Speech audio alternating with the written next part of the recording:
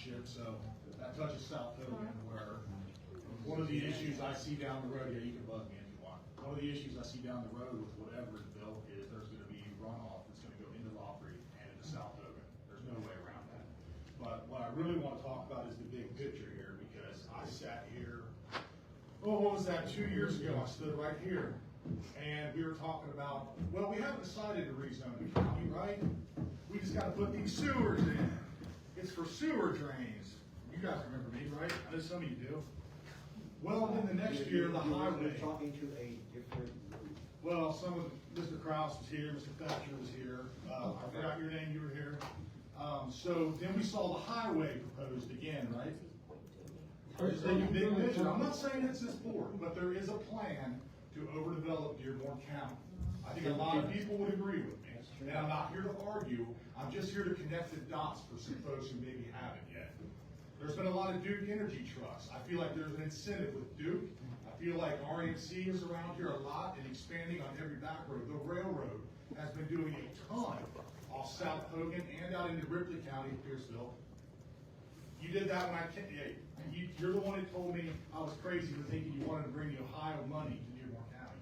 This is about money. Somebody is getting incentives to do this. The people that have land here do not want overdevelopment. That's why we live here. We could go anywhere else in the country. It's getting harder and harder to find places that are quiet.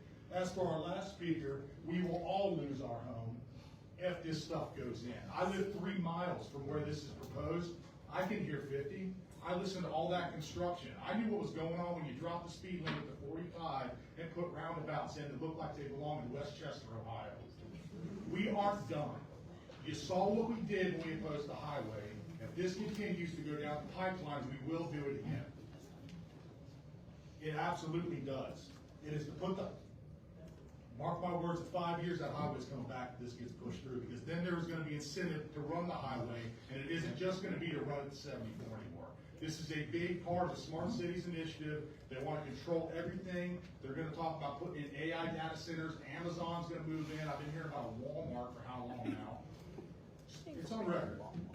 I think that's all I have to say. But think of the big picture. Don't just think about your farm, because remember 2 years ago, we came up here and asked, so if I have 11 acres, I can have 10 chickens, but if I have 10 acres, I can only have hens and no roosters. Some of you probably remember that. It was about sewer pipes. Then the county got rezoned. They were thinking about it, and then the next thing I heard, it's rezoned. Look at 350 all up into Morse Hill, yellow. Dillsboro, same thing. That whole stretch is gonna be nothing but low-income housing, Walmarts, and all the stuff. Thank you, Mr. It's gonna